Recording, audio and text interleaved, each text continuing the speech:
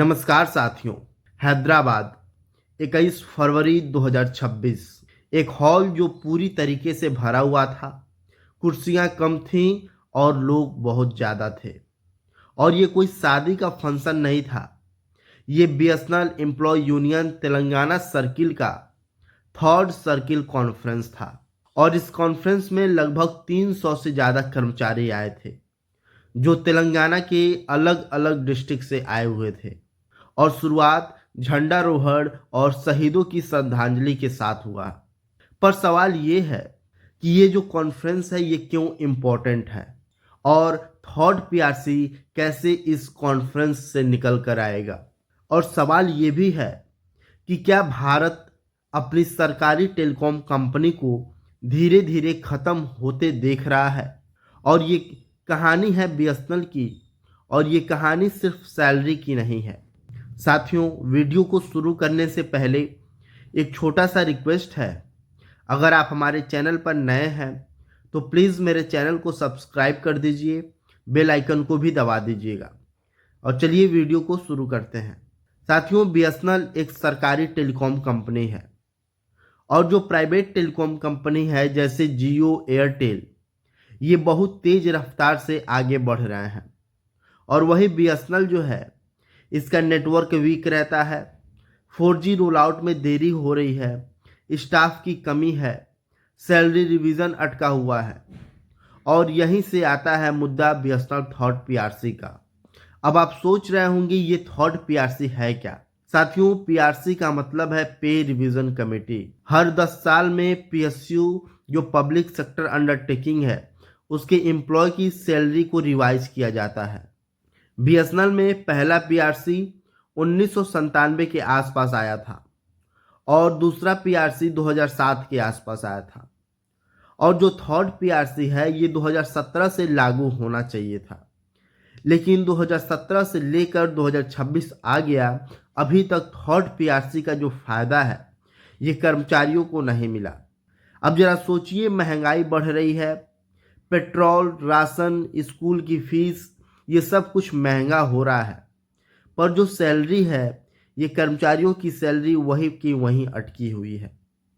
और यही दर्द लेकर एम्प्लॉय हैदराबाद में इकट्ठे हुए थे। साथियों, जब private telecom company 5G launch कर रही हैं और जब उनका मार्केट शेयर बढ़ रहा है, तब बीएसएनएल को जो 4G रोल आउट है ये डिले हो रहा है। क्यों? क्या मैनेजमेंट का फेल्योर है? क्या जो पॉलिसी है उसकी डिले की वजह से हो रहा है? क्या फिर पॉलिटिकल की कमी की वजह से? साथियों, वो एम्प्लॉय कॉन्फ्रेंस में कह रहे थे कि बीएसएनएल को मजबूत करो, थर्ड पीआरसी तुरंत लागू करो, और जो पब्लिक सेक्टर है उसको बचाओ। और ये सिर्फ एक यूनियन का नारा नहीं था, ये एक मॉडल का सवाल है। आज देश में एक ही पैटर्न दिख रहा है। पहले पब्लिक सेक्टर को वीक होने दो, फिर बोलो ये लॉस में है, और फिर इस कंपनी को प्राइवेटाइजेशन कर दो। लेकिन साथियों, सवाल ये है कि क्या बीएसएनएल भी उसी रास्ते पर है, या सच में उसे रिवाइव करने की इच्छा है।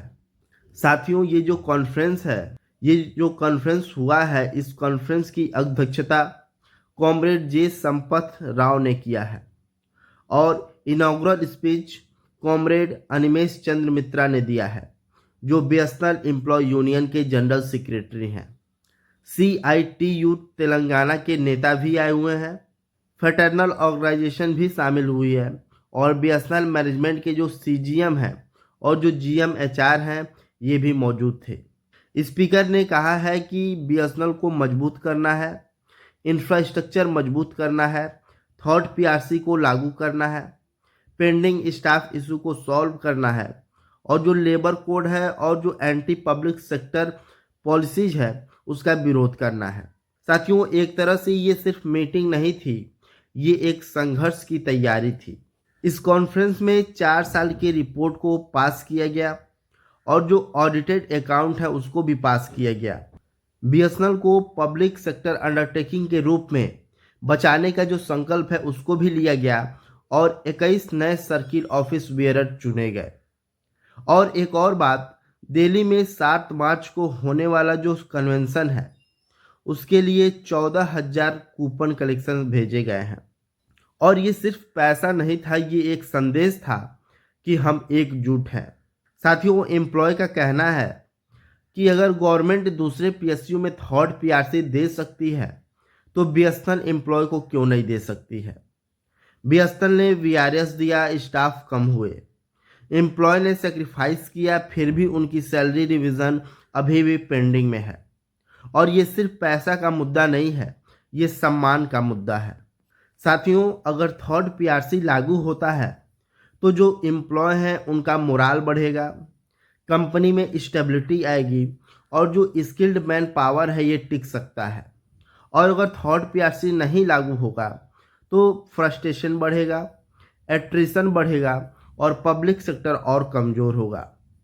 तो सवाल सिंपल है, क्या देश को एक मजबूत सरकारी टेलीकॉम कंपनी चाहिए या सिर्फ प्राइवेट प्लेयर पर निर्भर रहना है। ये जो गवर्नमेंट है, ये गवर्नमेंट से विरोध का सवाल नहीं है, ये पॉलिसी क्लैरिटी का सवाल है। और अगर बीएसएनएल स्ट्रेटेजिक एसेट है तो थर्ड पीआरसी को इम्प्लीमेंट कीजिए, और अगर नहीं है तो देश को स्पष्ट बताइए कि रोड मैप क्या होगा। कन्फ्यूजन सबसे खतरनाक होता है। साथियों, ये जो कॉन्फ्रेंस हुआ है, इस कॉन्फ्रेंस से एक ही आवाज़ उठी है, बीएसएनएल को बचाना है, एम्प्लॉय को मजबूत करना है। और एम्प्लॉय जब मजबूत होंगे और जब उनको उनका हक मिलेगा। थर्ड पीआरसी सिर्फ एक फाइनल बेनिफिट नहीं है, ये मोराल बूस्ट है और ये मैसेज है कि सरकारी संस्थाओं को ख़त्म नहीं, मजबूत किया जाएगा। साथियों, अगर आप बीएसएनएल के एम्प्लॉय हैं या आपकी कोई परिवार का सदस्य बीएसएनएल में काम करता है तो ये मुद्दा सिर्फ एक यूनियन का नहीं है, ये हर उस घर का मुद्दा है जहां सैलरी से घर चलता है। सवाल सरकार से भी है, मैनेजमेंट से भी है, और सवाल हम सब से भी है, क्या हम अपनी पब्लिक सेक्टर कंपनी को बचाना चाहते हैं। मैं आपसे कहता हूं, इस वीडियो को शेयर करिए, कमेंट में लिखिए इम्प्लीमेंट थर्ड पीआरसी नाउ, क्योंकि आवाज़ जब तक उठती नहीं है तब तक सुनी नहीं जाती है। ठीक है साथियों, मिलते हैं आपसे अगले एक और लेटेस्ट अपडेट के साथ। तब तक के लिए जय हिंद, जय भारत।